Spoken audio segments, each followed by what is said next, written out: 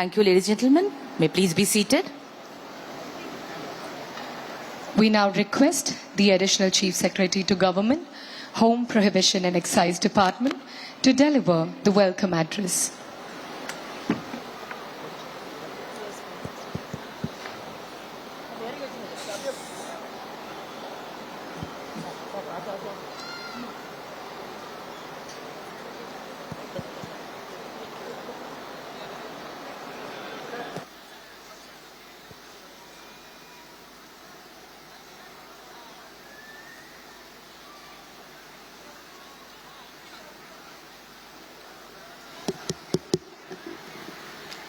அனைவருக்கும் இனிய மாலை வணக்கம். இன்றைய தினம் தமிழ்நாடு காவல்துறையில் புதியதாக தொடங்கப்பட்டுள்ள சிங்கப்பெண் சிறப்பு அதிரடிப்படையினை தொடங்கி வைப்பதற்கு வருகை புரிந்துள்ள மாண்புமிகு தமிழ்நாடு முதலமைச்சர் அவர்களுக்கு எனது பணிவான வணக்கங்களை முதலில் நான் தெரிவித்துக் கொள்கின்றேன்.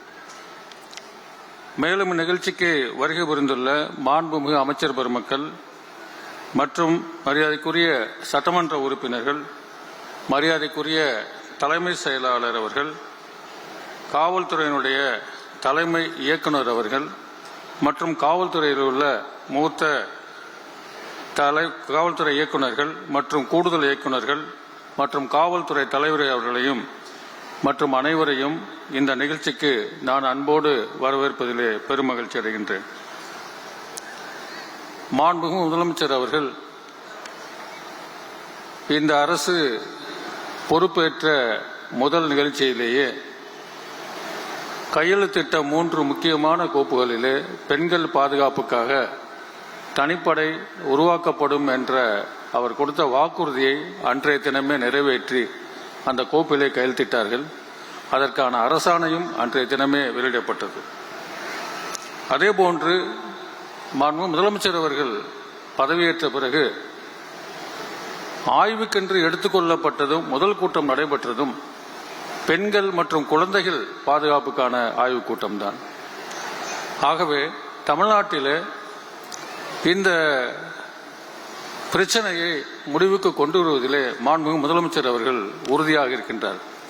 அந்த வகையிலே தான் இன்றைய தினம் காவல்துறையிலே, தமிழ்நாடு காவல்துறையிலே பல்வேறு பிரிவுகள் இருந்தாலும்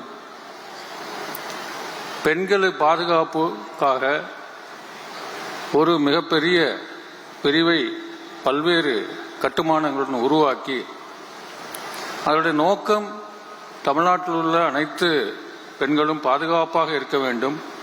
அவர்களுக்கு ஒரு அவசரகால உதவி தேவைப்பட்டால் இந்த சிங்கப்பெண் பாதுகாப்பு படை உடனடியாக விரைந்து அவர்களுக்கான தக்க பாதுகாப்பை வழங்க வேண்டும் என்பதுதான் இந்த திட்டத்தினுடைய நோக்கமாக இருக்கின்றது.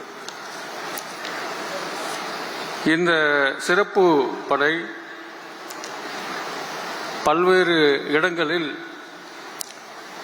தொழில்நுட்ப வசதியை பயன்படுத்தி நவீன உத்திகளை கையாண்டு பெண்கள் பாதுகாப்பை உறுதி செய்ய வேண்டும் என்பதுதான் மாண்புமிகு முதலமைச்சர் அவர்கள் எங்களுக்கு வழங்கியிருக்கக்கூடிய அறிவுரை மற்றும் உத்தரவாகும். அந்த கருத்தையும் அடிப்படையில் கொண்டு இந்த சிங்கப்பெண் சிறப்பு படையானது உருவாக்கப்பட்டிருக்கின்றது.